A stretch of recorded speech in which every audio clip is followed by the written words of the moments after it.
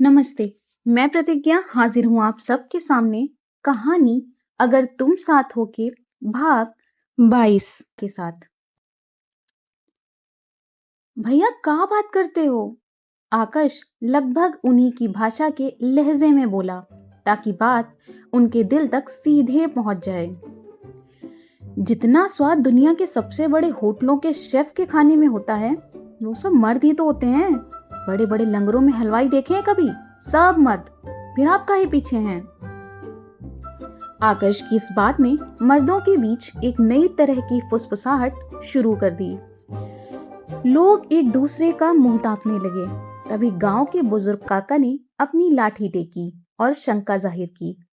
अरे बेटवा, अब का हम बुढ़ापे में चूल्हा फूकेंगे? गांव में हंसी उड़ जाएगी भैया कि देखो फलाने की बहू राज कर रही है और ससुर जी सब्जी में नमक डाल रहे हैं। हमारी इज्जत का तो कबाड़ा हो जाएगा ना। आकाश के चेहरे पर एक चतुर मुस्कान आई। उसने ब्लैक बोर्ड की ओर मुड़कर चौक उठाई और दूसरा सूत्र लिखा। मास्टर ऑफ द गेम माने खेल का सुल्तान। उसने पलटकर कहा, काका यही तो असली हुनर है। आपको चूल्हा नहीं फूकना है, आपको क्वालिटी कंट्रोल ऑफिसर बनना है, यानी चीजों की गुणवत्ता की जांच करना। जैसे ही आप रसोई में घुसकर कहेंगे, लाओ जरा देखे तो आज क्या बन रहा है, नमक हम चक्कर बताते हैं, वैसे ही घर की औरतें सचेत हो जाएंगी। उन्हें लगेगा कि पतिदेव को खाने की बड़ी समझ है। और जैसे ही अगर आपने हाथ में कलछी पकड़ ली और 2 बार हिला दी, तब तो उन्हें लगेगा कि आप उनकी मदद नहीं कर रहे बल्कि उन्हें सिखा रहे हैं। आकर्ष ने अपनी आवाज में और जोश भरते हुए कहा, और यकीन मानिए जिस दिन आप उसके साथ खड़े होकर खुद मसाला भून लेंगे, उस दिन से तो वो फोन भूलकर बस ये देखेगी कि कहीं गलती से खाने में नमक तेज ना हो जाए, वरना उसकी इमेज ही गिर जाएगी। आप मददगार नहीं उस्ताद कहलाएंगे, उस्ताद। घर की सत्ता आपके हाथ में रहेगी, बस तरीका थोड़ा बदल जाएगा। तभी भीड़ में से एक और शिकायत उठी। बात खाली नमक मिर्च का नहीं है बाबू, हमारी घर रहते तो दाल रोटी से ऊपर कुछ बनाती ही नहीं कभी। हमारा भी चाट पकौड़ी खाने का बहुत मन होता है, लेकिन उसका मन ना लगता कुछ बनाने में। दूसरे ने अपनी व्यथा जोड़ी, और हमारी वाली तो बहुत चटोरी है जबान की, जब देखो तब कुछ न कुछ चाट चटाना खाती ही रहती है, क्या करें। आकर्ष ने अपनी जेब से एक पेन निकाला और उसे हवा में नचाते हुए बोला, अरे चाचा यही तो मास्टर स्ट्रोक है, आप लोग समझ नहीं रहे हैं। जब आप रसोई में कदम रखेंगे तो दाल रोटी का वो बोरियत भरा दौर ही खत्म हो जाएगा। असली खेल तो तभी शुरू होगा ना। भीड़ में से एक व्यक्ति ने संकोच के साथ पूछा, अब मर्द खाना बनाएंगे? बेटुआ बची कुची इज्जत भी चली जाएगी लाज समाज से। आकाश ने देखा कि लोहा गर्म है। उसने आखिरी चोट मारी, चाचा एक बार बनाकर खिला दिया तो कम से कम अगले 21 दिन तक कोई चिक चिक झिक चिक नहीं होगी। और अगर 21 दिन खाली रसोई में खड़े होकर चाय भी बना दी ना, तो पूरे साल का मालिकाना हक आपके हाथ में। राज करेंगे राज, सोचिए। मर्दों के उस झुंड में अब चुप्पी छा गई थी।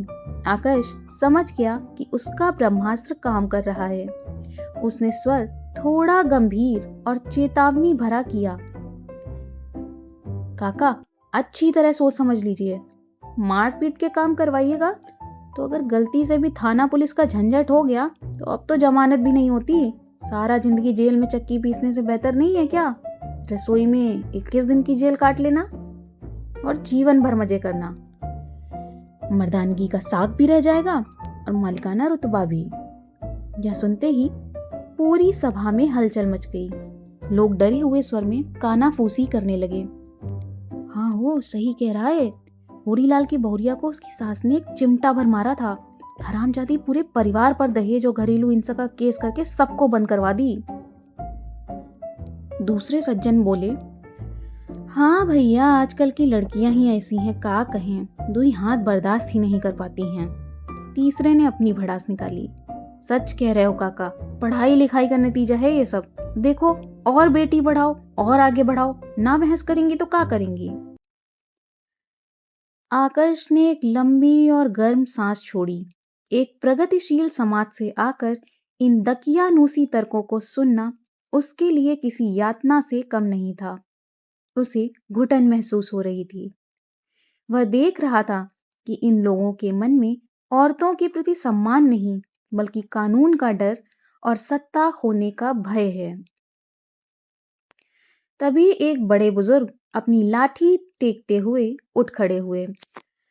उन्होंने हार मान लेने के लहजे में कहा, चलो भाई, जीवन भर खेत जोते, हल चलाया, अब करछी भी चला लेंगे।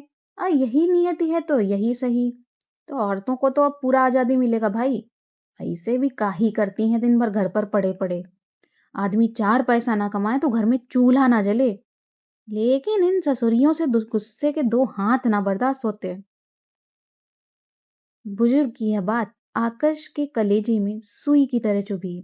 उसे एहसास हुआ कि इन लोगों ने रसोई में जाने को सहमति तो दी है, लेकिन सम्मान के साथ नहीं। उसने खुद को संभाला और पूछा, खेत जोतना और हल चलाना तो बहुत मेहनत का काम है काका। लेकिन काका, भी बदन की 20-25 हड्डियां एक साथ टूटी हैं। काका खिलखिलाकर हंस पड़े। अरे नहीं भैया, ऐसो कोनो पहाड़ न टूटो हम पे। अब 20-25 हड्डियां मर ही ना जाते हम। आकर्ष की आंखों में एक अजीब सी चमक और गंभीरता आ गई। मर जाती हैं काका। बच्चा पैदा करते समय कई औरतें मर जाती हैं। एक बच्चा का जन्म लेते समय शरीर की 20-25 हड्डियों के एक साथ टूटने जितना दर्द होता है उन्हें। सभा में सन्नाटा छा गया। आज जब मेडिकल साइंस ने तमाम तकनीकें खोज ली हैं, तब भी 1 लाख गर्भवती महिलाओं में करीबन 300 औरतें सिर्फ इसलिए मर जाती हैं क्योंकि आखिरी समय पर आई जटिलताओं का कोई उपाय नहीं मिलता। वो मर जाती हैं क्योंकि उनके कंधों पर एक परिवार के वंश को आगे बढ़ाने का बोझ होता है काका। पूरा परिसर अचानक शांत हो गया। आकर्ष ने काका की आंखों में झांकते हुए पूछा, काका, कितने बच्चे हैं आपके? काका ठिठक गए। थोड़ा झिझकते हुए बोले, 4 लड़के 3 लड़कियां, 2 का ब्याह करा दिया है। 7 बच्चे। आकर्ष के चेहरे पर एक व्यंग्यात्मक मुस्कान उभर आई। 9 महीने जब बच्चा माँ के पेट में होता है तो माँ की हड्डियों से कैल्शियम, उसके खून से आयरन, उसके भोजन से प्रोटीन खींचता है। वो 9 महीने अपना शरीर गलाती है ताकि आपके वंश को नया जीवन दे सके। आकर्ष ने रुककर भीड़ की तरफ देखा। जहां अब तक तंज और मजाक चल रहा था, वहां अब एक भारी सन्नाटा पसरा था। हर मर्द का सिर धीरे धीरे झुकने लगा था। आकर्ष ने अपनी बात जारी रखी। काका, आप कहते हैं कि औरतें घर पर करती ही क्या हैं? कभी एक दिन सूरज उगने से पहले उठकर देखिएगा, आपके जागने से पहले घर की आत्मा जाग जाती है। झाड़ू, चौका, पानी, मवेशियों का चारा, बच्चों की तैयारी और फिर आपकी चाय, जिसकी एक चुस्की के लिए आप बिस्तर पर ही आवाज लगाते हैं। जिसे आप सिर्फ दाल रोटी कह रहे हैं, वह दरअसल उस औरत के घंटों के पसीने का निचोड़ है। जितनी मेहनत आप सुबह शाम खेतों में करते हैं, उसी के बराबर की या लगभग उससे कहीं ज्यादा मेहनत एक औरत पूरे दिन आपका घर संवारने में निकाल देती है। उसने आगे कहा, जिसे आप घर पर पड़े रहना कहते हैं ना, वो निरंतर त्याग की एक प्रक्रिया है। रसोई संभालना या आपकी बातें सुनना उसकी मजबूरी नहीं, बल्कि आपके घर को जोड़ कर रखने की उसकी कोशिश है। अगर किसी दिन आप उनकी मदद भी करते हैं ना, तो उन पर कोई एहसान नहीं है, बल्कि उस कर्ज की एक छोटी सी किश्त है जिसे आप पूरी जिंदगी चुका नहीं सकते। सभी के सर झुके हुए थे। उस शाम गांव के उस चौराहे से जब लोग उठे तो उनके चलने के अंदाज में वह अकड़ नहीं थी। आकर्ष ने उन्हें मास्टर ऑफ द गेम बनने का लालच देकर रसोई तक तो पहुंचा दिया था, लेकिन अंत में दी गई सीख ने उनके पुरुषार्थ के अहंकार को भी झकझोर कर रख दिया। दिल्ली अभी दूर थी, लेकिन एक कदम आगे बढ़ चुका था। अगली सुबह गांव में एक अलग ही दृश्य था। काका, जो कल तक चूल्हा फूंकने को तौहीन समझते थे, आज अपनी धोती संभालते हुए रसोई की दहलीज पर खड़े थे। उनकी बहू बिमला आटा गूंथ रही थी। ससुर को अचानक रसोई में देखकर उसने घूंघट और नीचे खींच लिया। उसे लगा शायद कुछ गलती हो गई या बाबूजी को कुछ सामान चाहिए। बाबूजी कुछ चाहिएगा, पानी लाएं? बिमला ने घूंघट खींचते हुए घबरा कर पूछा। तो ये था मेरी कहानी अगर तुम साथ हो का भाग 15। कल मिलते हैं कहानी के अगले भाग के साथ। तब तक के लिए कहानी पर कमेंट करना मत भूलिएगा। मिलते हैं कल सुबह।